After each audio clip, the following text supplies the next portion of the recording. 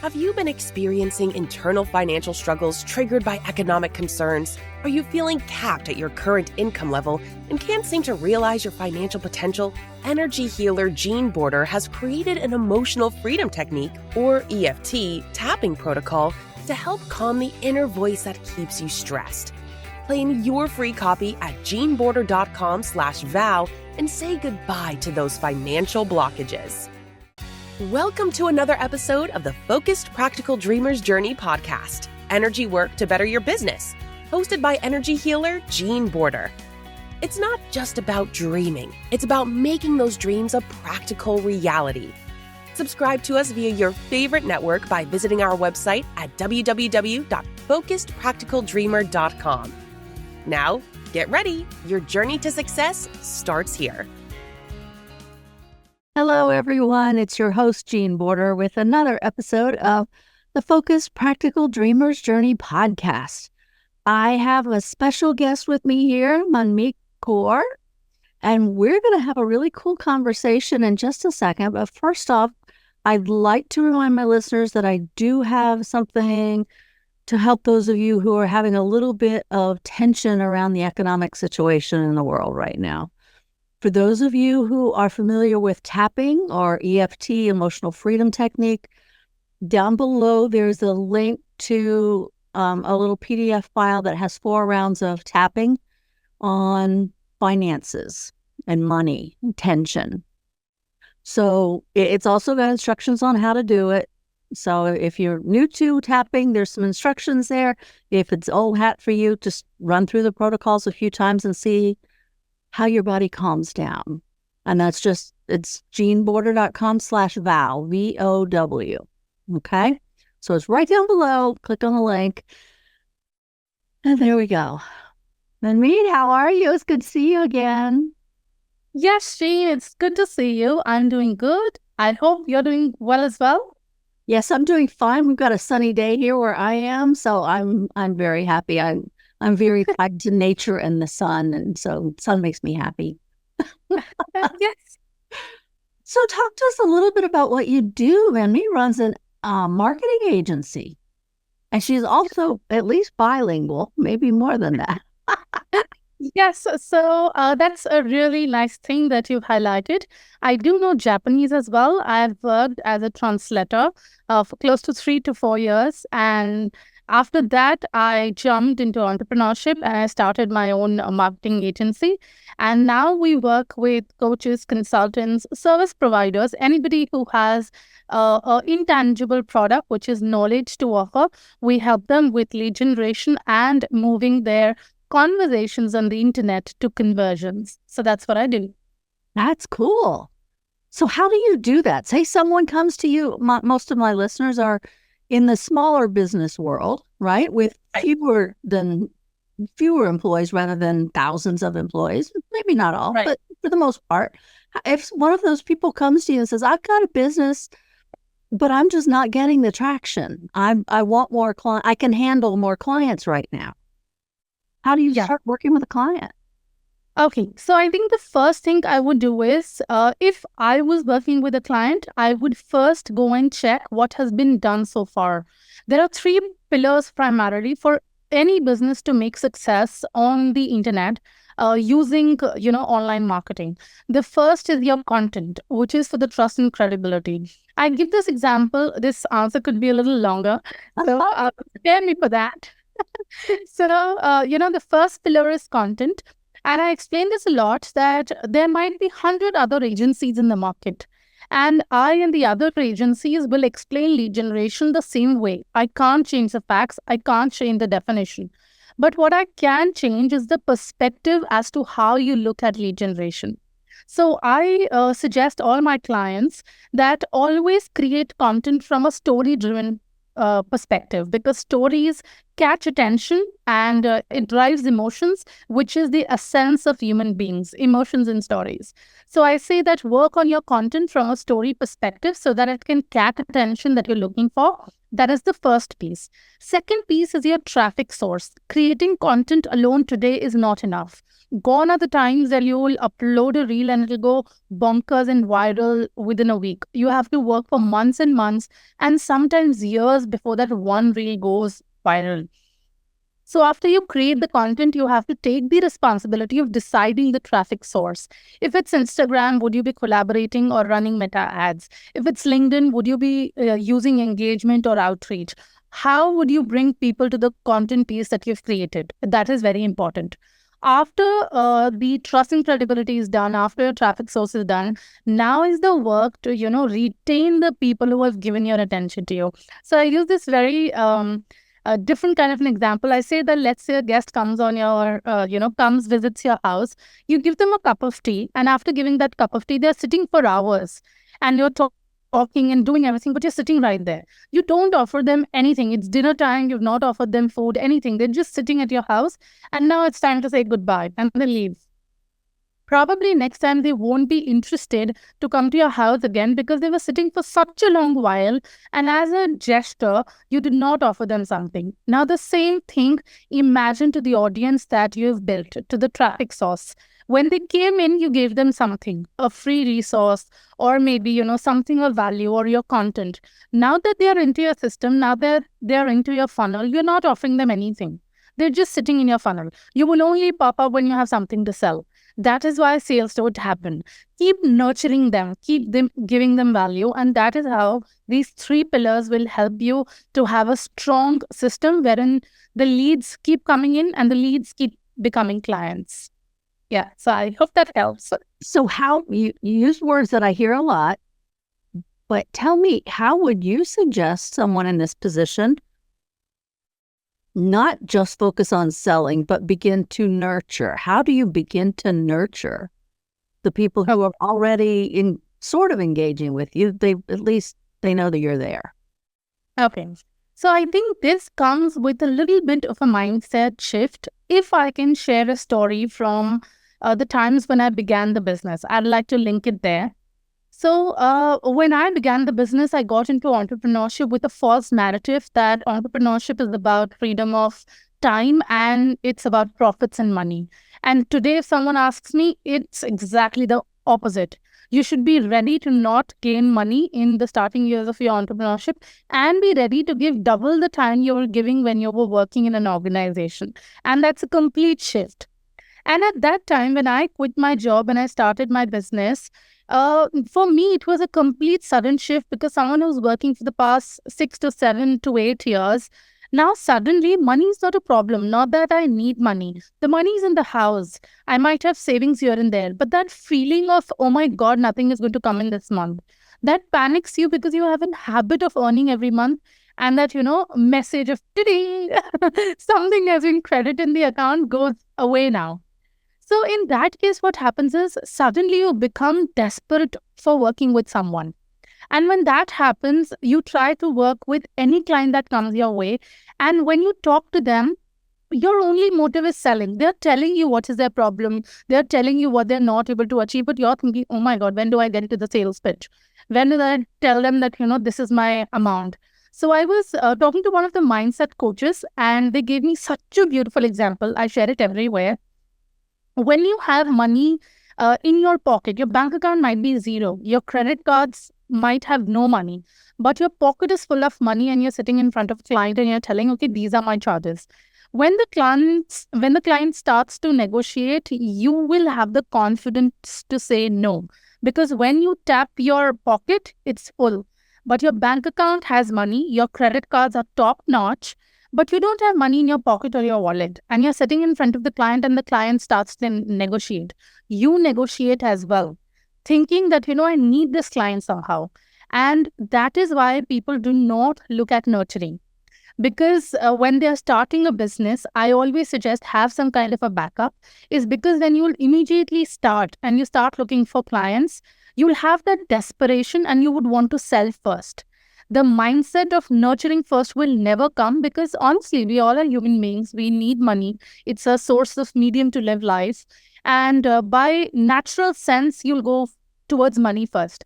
So the mindset of nurturing will not come to you. So have a backup, have like a part-time work, something that comes in with a little bit of money so that you can approach your clients with the nurturing mindset.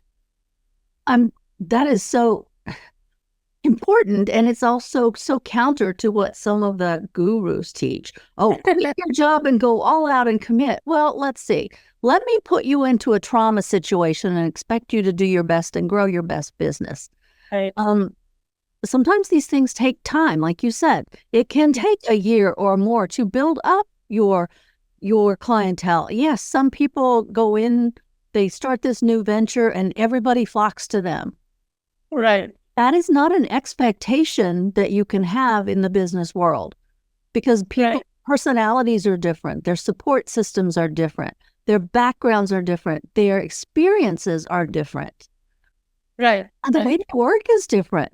So having a steady job while you grow your business in the off hours is a very sound business strategy, because then you grow the business the way you want the business to grow.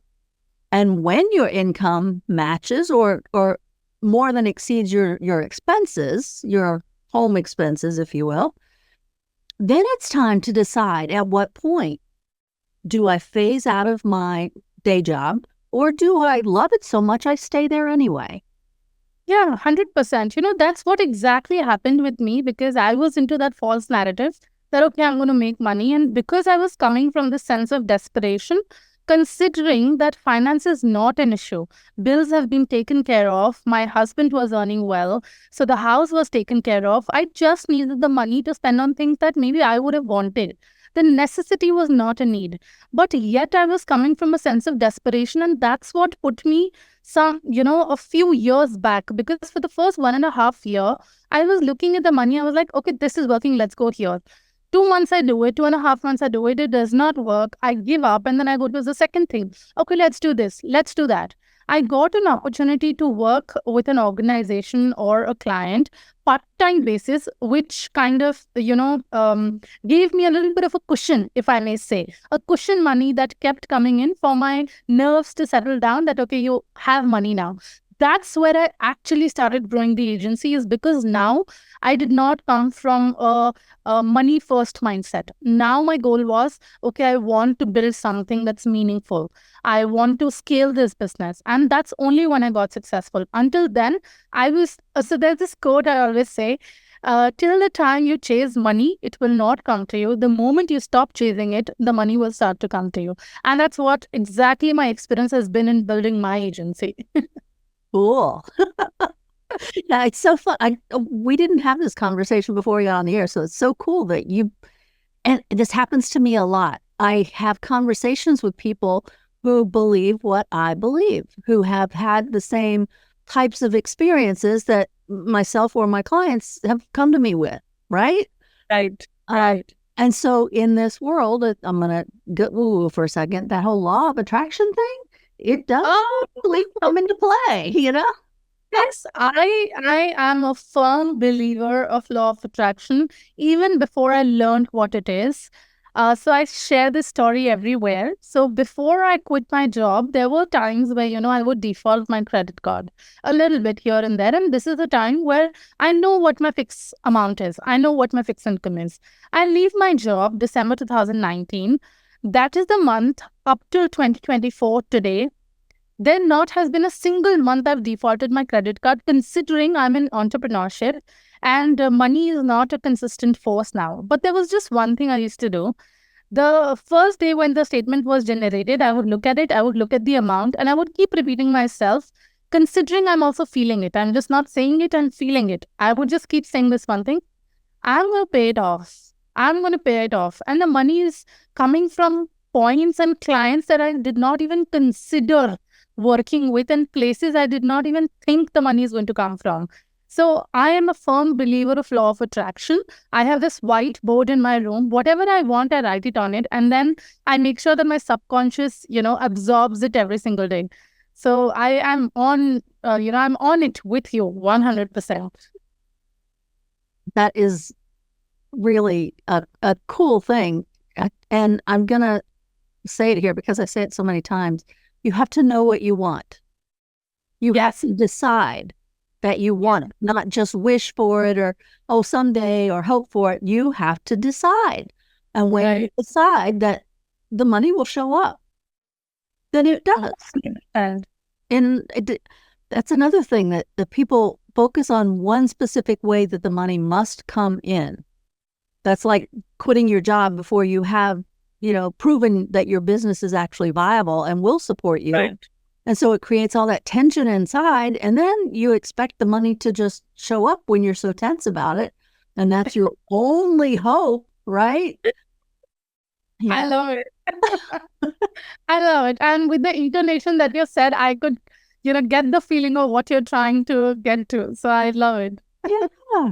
But I do have this, it's a common theme. Well, you have to go all in. You have to commit. Yes, you do. But you have to be logical about it too.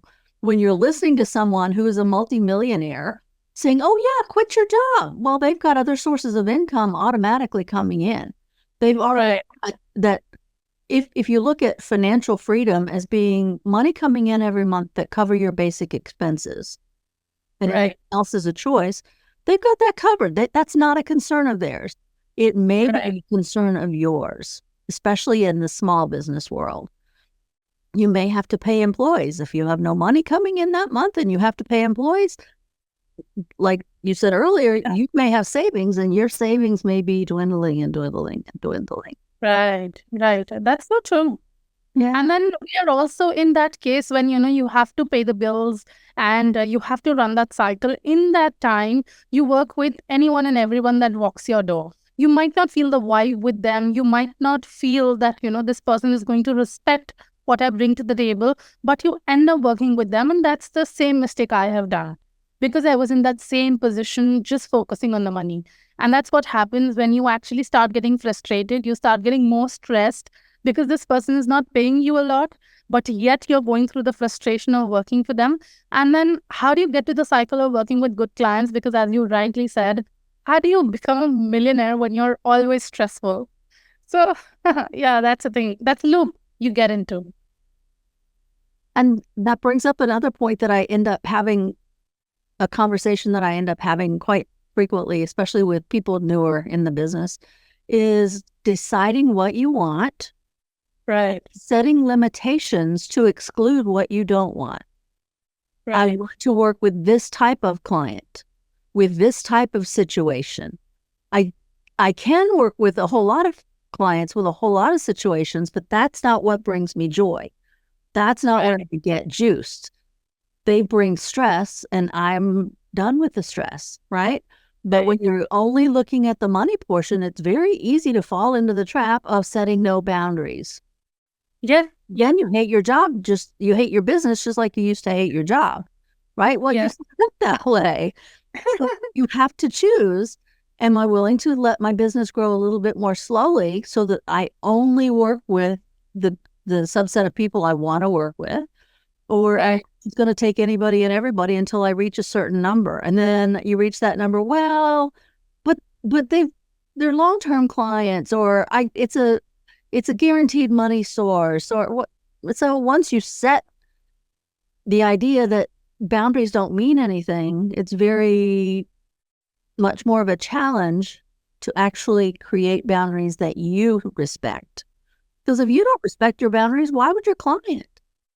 Yes, 100%. That's the expectation that goes out to them, that she's available. She'll reply to my messages late in the evening, early in the morning. And if they're getting some extra service and some extra time, so who would want to deny it? If I was a client and someone was responding to me day in and day out, I wouldn't say, oh, please don't respond. I'm getting my answers that I'm looking for. So yeah, that's there.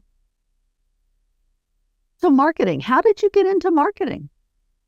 Okay, so that's a unique story. So I did my marketing program, a 6 months offline institute program in India back in 2019 before I was getting married. The idea was me and my husband both are Japanese linguistic translators. So the idea was that since we both know Japanese, we would build a business in Japan. And marketing would be our leverage because others only know the language, but we know marketing and the language. But by the time we were going to execute this, the plan was to go to Japan and get business, because Japan is a very professional country. It is not easy to get business miles away on a Zoom call. So that's what we thought about, to travel Japan, meet people, build relationships, and that's when you get business from there. But 2020, we all know COVID hit and things changed. We couldn't travel for the next 2 years. And I decided to build here in India, thinking I would build a portfolio and then go to Japan. But I was fortunate enough to build well in India that I never felt like going back to Japan. And that's how I became, I translated into a marketing agency here in India. That's cool. Yes. Excuse me. I drank some water and it went down the wrong way. So what type of clients do you like to work with? Yes. So mostly we work with coaches and consultants. Primarily, I see a pattern, people who are into social causes, or they have something to do with NLP courses, or maybe they might be teaching something related to tech. So these are the three kind of categories that we work with. And I have also seen a pattern where we mostly work with female business owners. That's been our leverage. Cool. So I come to you and I say, I'm growing my business. It's not growing as well as I want it to. I'm on LinkedIn. Okay. And I'm a little bit on Facebook. What's the first thing you do to decide how well I am doing in those areas? Start with LinkedIn. How do you decide where I need to focus or shift my focus? Okay. So there would be 3 steps that we would take before we decide if we are a good fit for each other or not. First thing I would do is I would get on a call with you and ask you tons and tons of questions. That, what is your product? What is your industry? What is your target audience? What is your product price? Do you have any past case studies? What clients have said to you in the past? Why did they walk in your door? Where did they come from? Were they reference, word of mouth marketing? Was it Instagram? So I would try to understand as much as I can the history and the product on that particular call. And I would ask you all sorts of links. I would say, give me your social media links, give me your case studies, give me your website. And I would ask as many links as I can. Then me and my team would take 7 days where we would deep dive and research about you and your social media. So we would see that what are the kind of, if it is LinkedIn, considering that you're working on LinkedIn, and in your answers, I figured out that LinkedIn is the space where your audience is. But sometimes there can be a mismatch. Your answers might tell me that your audience is on Facebook, but you're trying to optimize LinkedIn. So that is where I'll come back to you and say that, hey, you're working on the wrong platform. You need to shift your focus. If you're matching, that is, your answers say that, yes, LinkedIn is a platform for me and you're optimizing LinkedIn, then I'll get down to your LinkedIn and see what kind of post are you making? What is the kind of engagement you're getting? What are the things that can be improved there? Then I come back to you, and yes, one important piece is your competitors. We ask for competitors' link as well, and then we study them. That what is that they're doing that is working for them, and especially what is that is not working for them. And what are you doing, which is close to your competitors, and what you're doing, what you're not doing, which your competitors are doing and making moves in the market. So, we take 7 days, deep dive into it, prepare a research report, come back to you and show you this is what we have found. And then you tell us what we have found is correct or not, because you're the subject matter expert. After that call, we decide whether we should work, whether we are a good fit or not. And if we should, then what should we focus on? And that's where the conversation moves forward. Yeah. So what if I've been focusing on the wrong platform all this time? Then I would tell you that you need to be focusing on the right platform, and whatever you've done so far on that platform, we can take as much as we can from there, all the leads, the subscribers, the connections. There are, places to scrape connections, whatever is possible to make the best out of that platform, or do not nullify the platform completely. become a little slow at it and start focusing on the platform where actually your audience is, and try to make a swift move. So it is 70-30, then 60-40, then 70-30, and then 80-20, and then let 20% be on your platform, which was working for you, which you're optimizing, and bring your 80% of focus on the platform where actually your money or your conversion and your sales are. That's cool. Yeah. Wow. That's a very comprehensive process. It takes a lot of, it takes a longer while when we speak to someone for the first time. It takes at least 15 to 20 days to move to a decision whether we'd be working or not. So it takes close to 15 to 20 days to make a decision for both of us and the client as well, to look at what we have done, what research have we done, and are they aligned with the ideas and the suggestions we have or the research that we have found. There should be an alignment, and then only it becomes a success. That's really cool. So you've talked quite a bit about, well, let's come into our conversation about mindset. Yes. How did you get into that world? So I think that is something that has come very naturally to me, and I really don't have an answer to that. But one thing I've been focusing on is that I've tried to remain positive with the fact, there's this, quotation in Hindi. I'll say it in Hindi and then I'll repeat it because it might get the feel. So we say ki ho jayega. So it will be done. I don't know how, but it will be done. So that is always the kind of feeling I have. And with that, I always believe that, I have the money. So it is an internal feeling. Even when I was struggling, or I would, try to get to the position where I am today, I would always have that feeling that I am gifted, the God is there, and I would make the money. I have it. So if, tomorrow, if you come up to me and say that, this is what I'm looking for, I'd like to buy this, I would say, oh, let's go shopping. I'll swipe the card. I'll get it for you. I have the money. Considering I'm not sure how much I have, but the feeling is there that I would have it. And that's just a thought that I have, that comes naturally to me, that I think that way. And as I started connecting the dots, that I thought of a certain thing and, it came true. That is when I started to nurture that thought. Initially, things were happening on their own. I was thinking on its own. But then when I started to connect the dots, thinking, oh, I said this happened. I did this happened. So it became a pattern, and now I naturally nurture that thought of mine that, no, you have to think in this direction and it'll happen. Yeah. Our brains are always looking for proof, and right or the other. And if we start being intentional about looking for proof that we succeeded, that's what our brain will look for. Yes. If we look for proof that, oh, I always mess up, then that's what your brain will focus on. Right. And that's the belief you will nurture, and that will grow inside you. And all of those internal beliefs color our reality. It colors how we interact with people. It colors how we interact with our business. It colors how we view the world when we walk out our house every day. Yes, 100%. So, I have learned this, that our subconscious does not understand the meaning of words. What it understands is the feeling. So what happens, this example has been vividly used a lot of times when we are getting late, when, we have to get to a place and we think we have the feeling, oh, I'll get late. And we get late. It's because we are just thinking, and that's what our mind is attracting. It doesn't understand that you want to be on time. What you're saying is, I will be late. And that's what your subconscious is absorbing.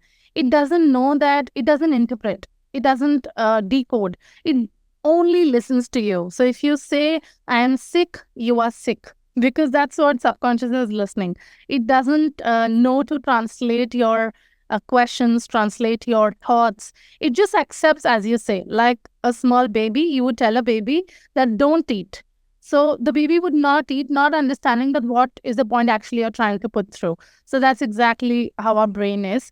There's a documentary or a movie. Everybody knows about the book, The Secret, but I think these days all of us are looking for visual representations, and we absorb visual representations more. It's a 1-hour movie on Netflix called The Secret.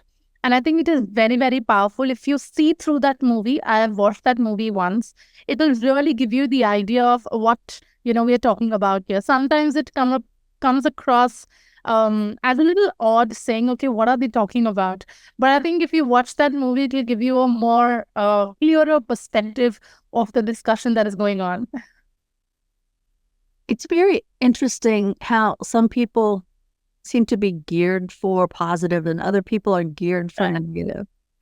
They're attracted to positive people. They're attracted to negative people. They're attracted to possibilities. They're attracted to what can go wrong. Yes, that's true. One of the very easy tricks, I guess, that a lot of people, awarenesses, we'll call it awareness. A very easy awareness is when you walk into a room, who do you feel comfortable with? Yeah. Somebody who's complaining or somebody who's happy and upbeat? And you can see where your subconscious is leading you, where your thoughts are leading you, and it may surprise you. Yes, that's true. And that's such a nice activity. Yeah. You can also, are you familiar with muscle testing? No, I haven't. Yeah. Well, muscle testing is it's an energy tool. Kinesiology, your body, just like I'll go back to plants. They've done all these studies with plants are naturally drawn towards the light. Right. Because they get nurturing from the light. They're not typically drawn towards darkness because there's no energy from the darkness. Right. The same thing happens when you walk into a room. You're drawn towards what you need. No. Yeah.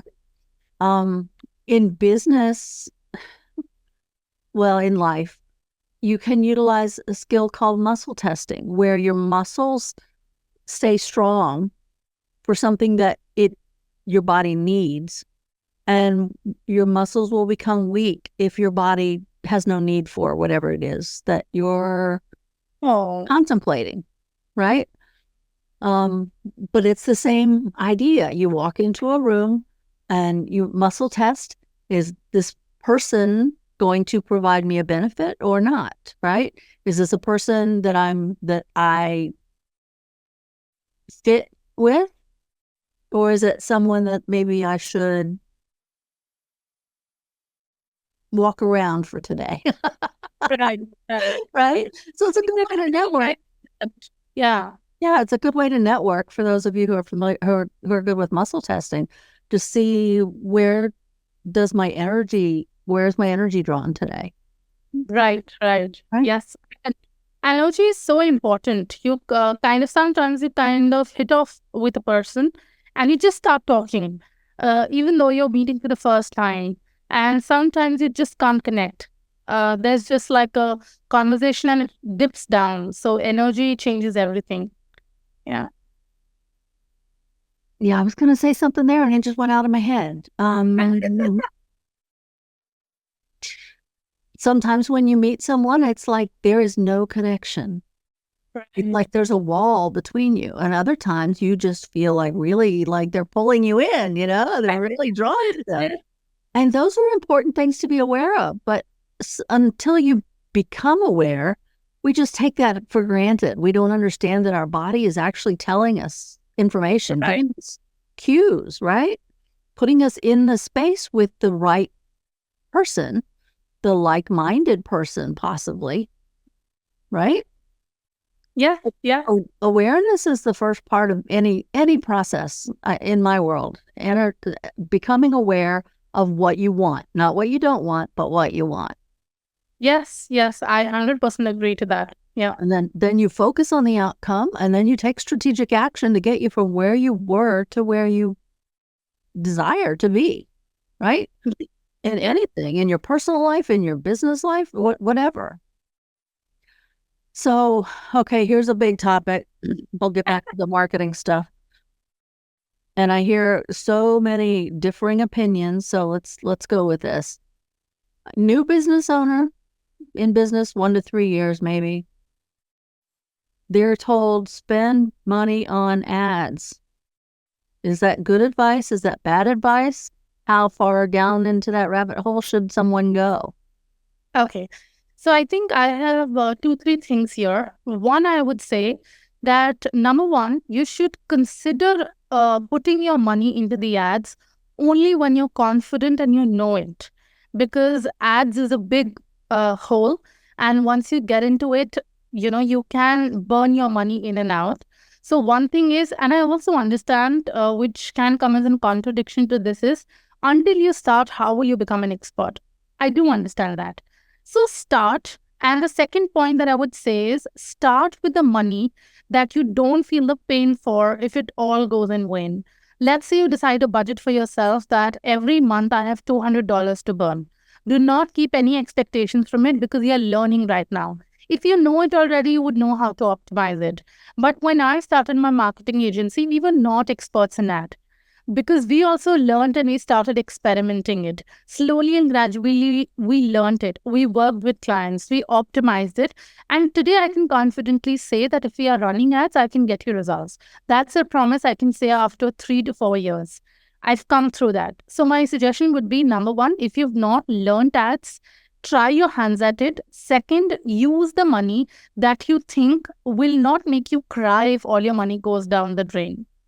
Third is, never expect immediate sales from ads, because what we are doing here is we are just making people interested in your business model. We are not asking them to buy tomorrow. If you have an e-commerce product, then it's a different game. If you have a journal, if you have a cosmetic product, if you have a toy, any tangible product, then that's a different game, because you want to buy them. You want them to go to the cart and make the purchase today or tomorrow.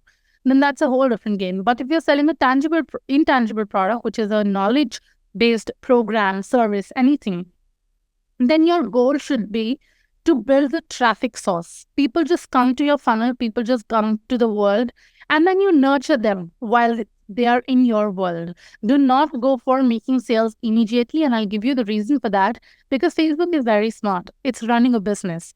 If you tell Facebook that, hey, I want paid customers, Facebook would say that, okay, I'll get you paid customers, but this is the cost. This is the cost per acquisition. And that is always higher. It can be $50, it can be $70, it can be $100. But if you tell Facebook that, hey, just get me people interested in my free resource free of cost, then Facebook would say, oh, she's not making any money. She just wants people for free. Okay, I'll give you for a cheaper cost, $10, $11, $12. So to sum it up, learn ads. While you learn it, consider a price that will not make you cry, even if all of it goes in vain. And third, do not look at money mindset immediately. Look at the nurturing mindset. Let people get connected to you, and then they will take their own time to convert. 1 week, 1 month, 2 months. It is different for different customers. So I think that helps. There's so much to learn about ads. Yes. And every platform is different when it comes to ads. Right? Yeah, that is also true. So first you would have to go through your process to figure out which platform you should be on. Right. Before you throw money away on a platform that's not going to perform for you. Yes? Right, 100%.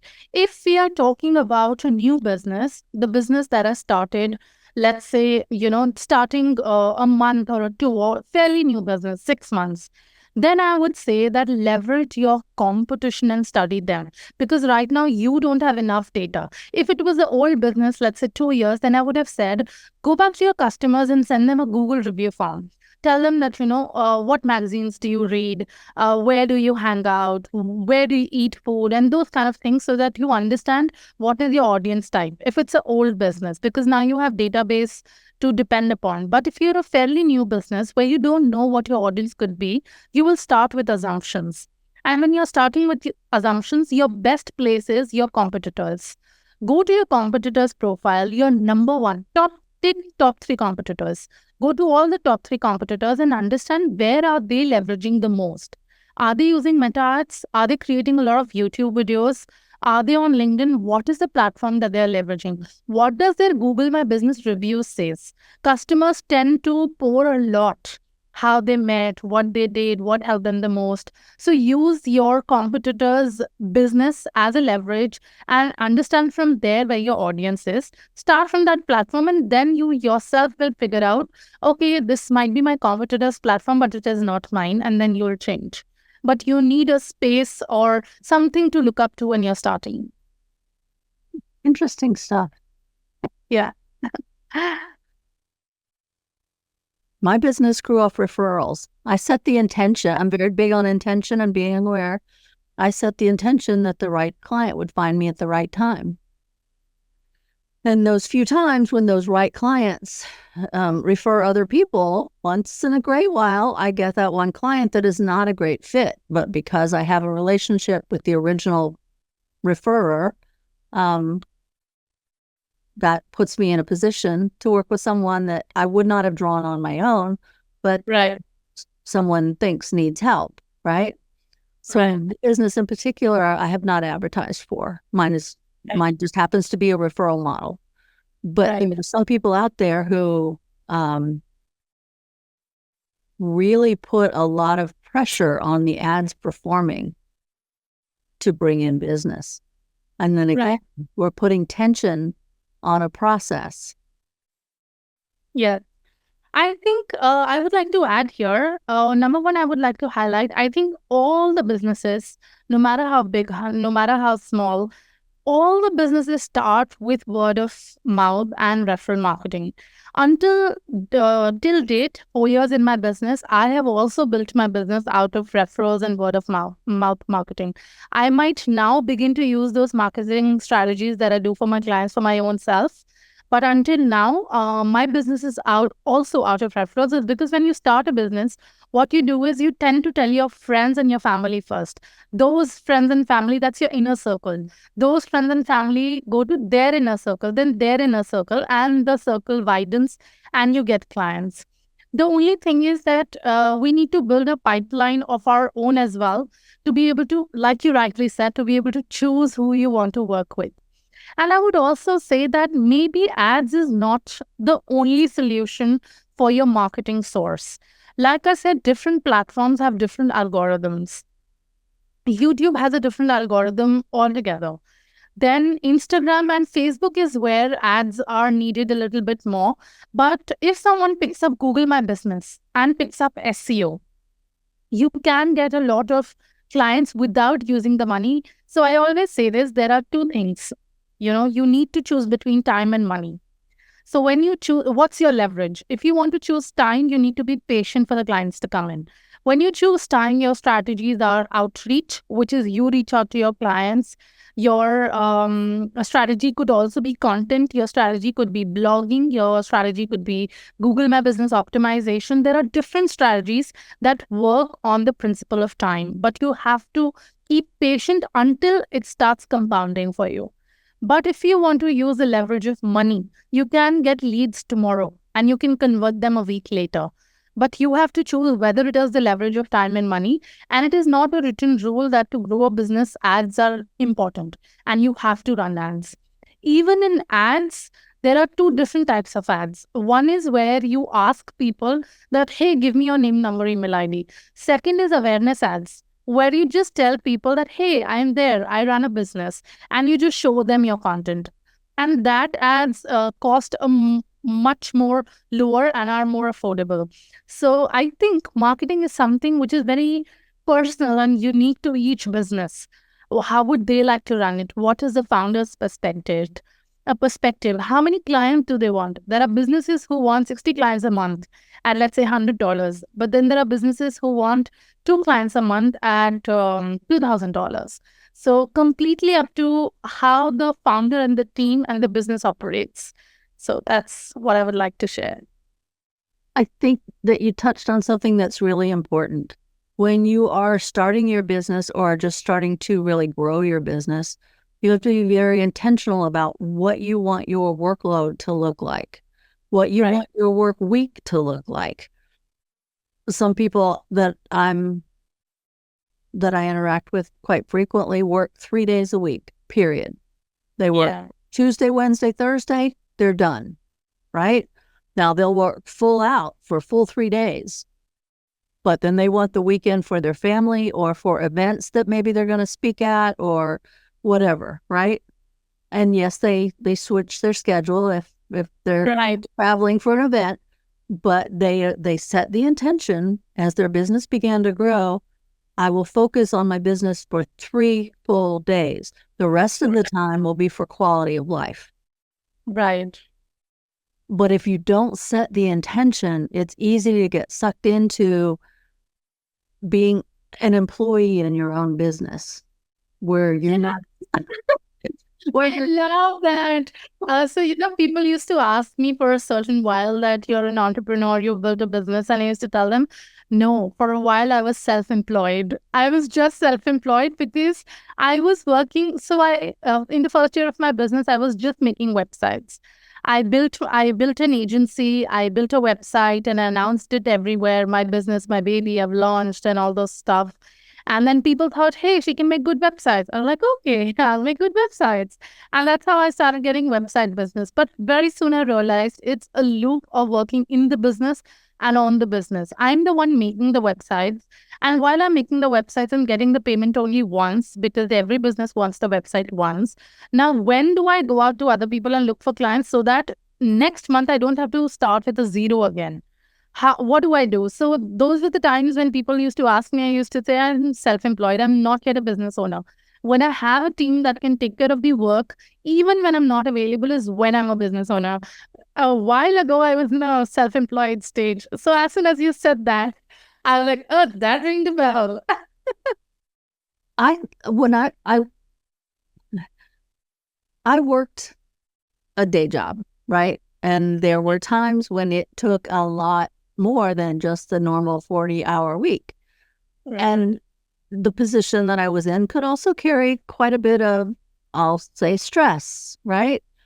And so I knew that when I left that world, that's not what I wanted to set up for myself.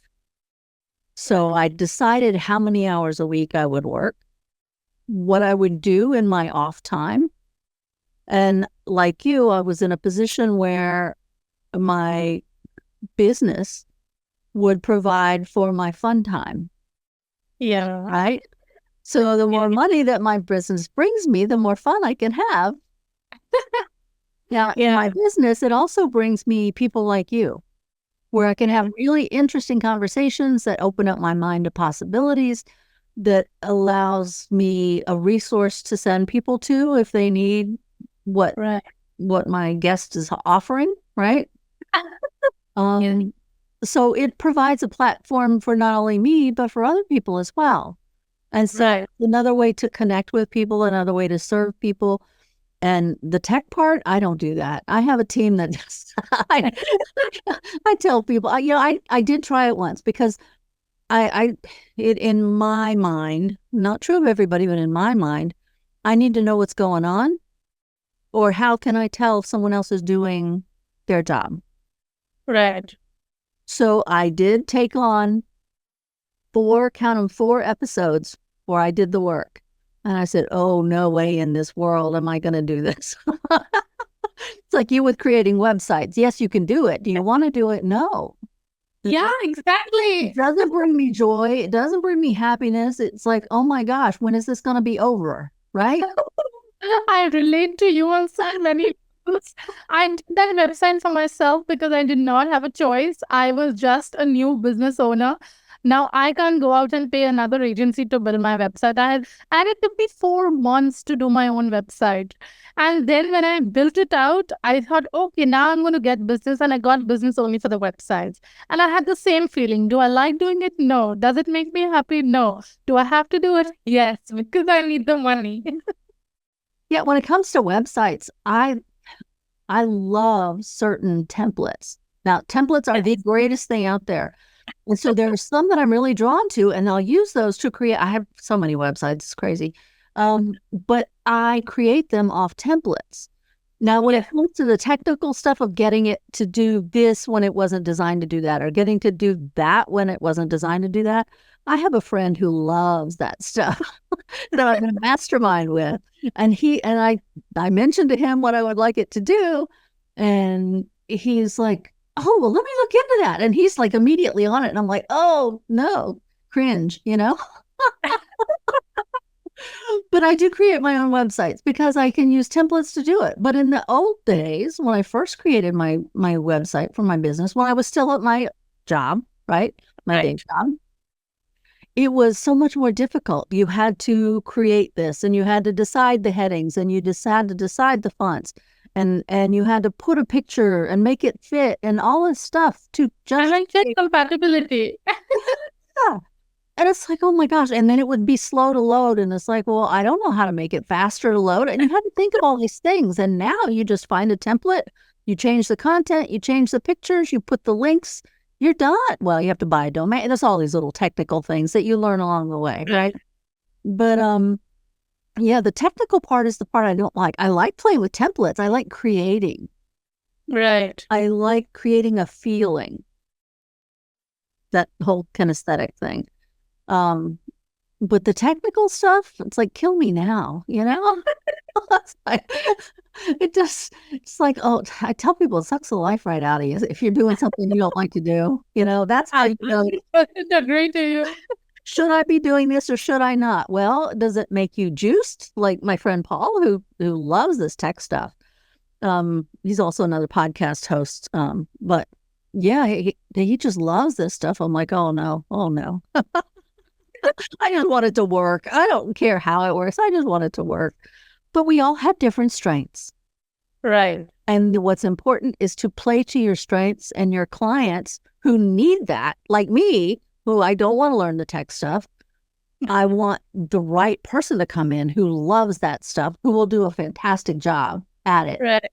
And who can slowly teach me because, I'm resistant to learning the stuff that I don't like. Right? Yes. And that's where you come into play. If people don't want to learn all this marketing stuff, I mean, they just throw their stuff to you and you review everything and see whether they're messed up and see where they need to focus and go from there.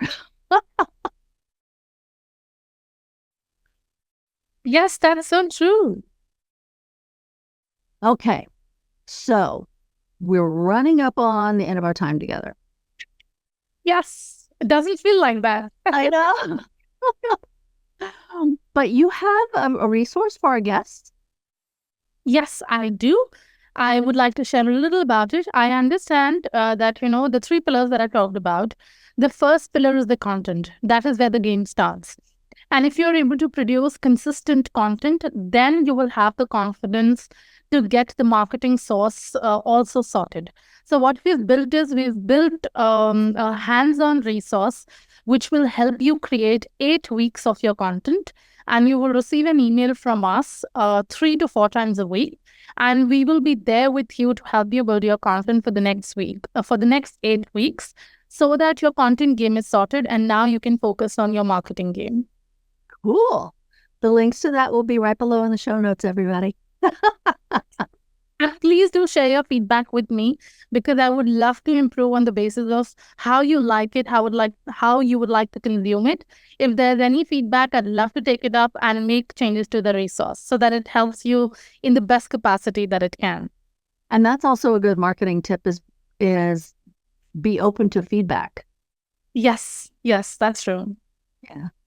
Because I'm just like to add here that if you keep listening to your customers, you will build a great business, because ultimately they are the ones who are going to buy, or they are the ones who are going to connect with you. If you keep listening to what they want to say and what they want, and you build what they want, not what you want, that is when you'll build a great business. So thanks for, touching upon that. Yeah. So we touched on so much. Yes. Any final thoughts you'd like to leave with our listeners? I think I would just like to share that please don't give up. If you're passionate about building a business, it takes time. It takes toll. It takes toll on how long would it take for you to taste success. I know it's difficult. I know you would see hard times. I know you would feel like, I don't want to do this. But that is the exact moment you should keep running. And have a support system with yourself that pulls you back and says, no, you have to do it. In my case, it was my husband. A lot of times I pulled back and I said, okay, let's go back to a job. I'll do it for 2-3 months, 6 months. I'll pull some money, because I did not have any savings when I started. It was just my husband and his savings, because I considered him my financial backup. So I would pull back and I say, let's do job for 6 months. I would get some money, then I would go back to business. But he told me, no, you stay there, you stay consistent, and you keep batting. Same thing I would like to tell you, that please don't give up and have someone as your accountability partner. When you get these feelings, they pull you back saying, no, stay consistent. And that is how you'll be able to get to the success that you're looking for. If you give up midway, you will never see where you could get to. Totally agree. You have to think long-term game, right? This is not a rush out of the gate and win within 30 seconds. It's right. How many milestones down the road will it take for me to determine that my business is actually growing on its own and I'm very happy with the results, right? Yeah, 100%. So cool. I want to thank you for your time. I've had a really interesting, fun conversation. Thank you so much for having me, for giving me the opportunity to share my thoughts, share my story and my learnings with all your learners. So thank you so much. Yes. And for my listeners, thank you for tuning in. I hope you got something out of this like I did. I always enjoy these conversations, but in the end, they're for you as well as for me. So this is your host, Jean Border, with the Focused Practical Dreamers Journey podcast. Until next time. We trust you enjoyed this episode of the Focused Practical Dreamers Journey podcast. Energy work to better your business. Hosted by energy healer Jean Border. Remember to visit our website at www.focusedpracticaldreamer.com and enjoy even more great episodes like this one. Again, while you're here, subscribe to us via your favorite network. We look forward to seeing you next time on the Focused Practical Dreamers Journey.